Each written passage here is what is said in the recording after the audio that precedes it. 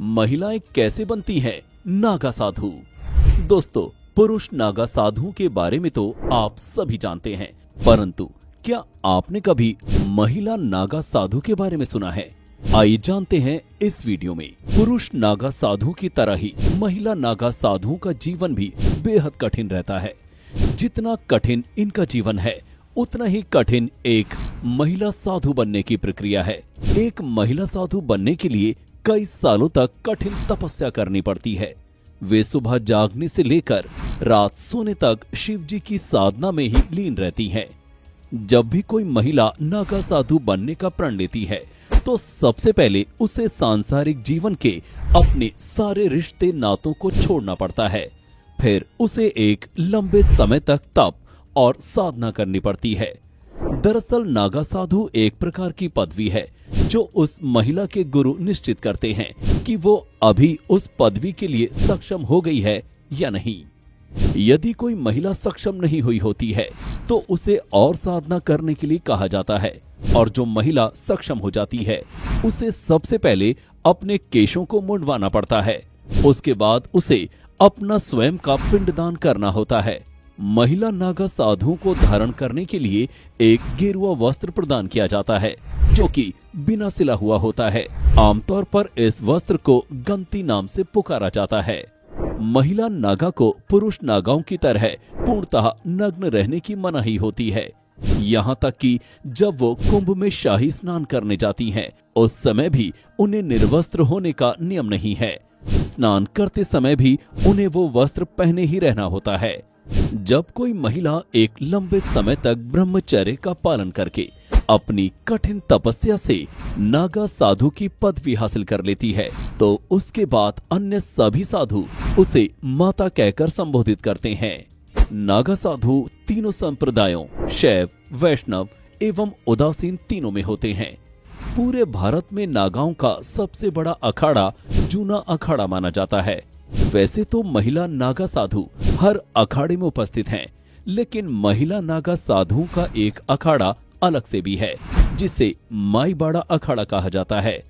महिला और पुरुष नागा साधुओं के बीच एक मूल अंतर ये होता है कि पुरुष नागा साधु हमेशा नग्न अवस्था में ही रहते हैं, जबकि महिला नागा साधु कभी भी निर्वस्त्र नहीं होती। वो हमेशा ही एक गेरुआ रंग का वस्त्र धारण करती हैं। पहले महिला नागा साधुओं का कोई अखाड़ा नहीं था।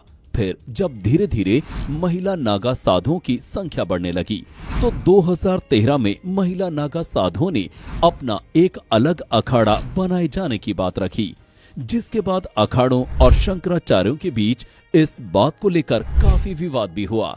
लेकिन फिर आखिर में भारत का 14वां और महिलाओं के लिए पहला अखाड़ा बनाया गया, जिसका नाम पहले था माईबाड़ा, और फिर 2013 के कुंभ में माईबाड़ा को अखाड़ा बनाते हुए नाम दिया गया दशनाम सन्यासिनी अखाड़ा। आपको बता दें कि अब भी दशनाम सन्यासिनी अखाड़ा देश के सबसे पुराने अखाड़े यानी कि जूना अखाड़े के अंदर ही शामिल है। लेकिन महिलाओं के लिए एक अलग अखाड़ा बनाए जाने के बाद महिला नागा साधुओं को एक अलग पहचान मिली, और साथ ही उनका नेतृत्व करने के लिए उनकी एक अलग नेता भी है। आमतौर पर सारे ही नागा साधु, फिर चाहे वे पुरुष हों या महिलाएं, कुंभ मेले के दौरान ही देखे जाते हैं। अन्यथा अन्य दिनों में वे भगवान के ध्यान में ही लीन रहते हैं।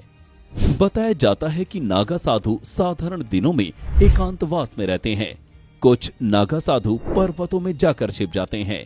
ऐसे साधुओं को गिरी नागा साधु के नाम से जाना जाता है, जबकि कुछ नागा साधु साधना करने के लिए जंगलों की शरण में चले जाते हैं। इन साधुओं को अरण्य नागा साधु के नाम से जाना जाता है। कुछ नागा साधु शहरों में भी निवास करते हैं, परंतु इसके बावजूद वे सांसारिक मोहमाया से दूर रहते हैं और हमेशा प्रभु साधना में ही लीन रहकर अपना जीवन व्यतीत करते हैं।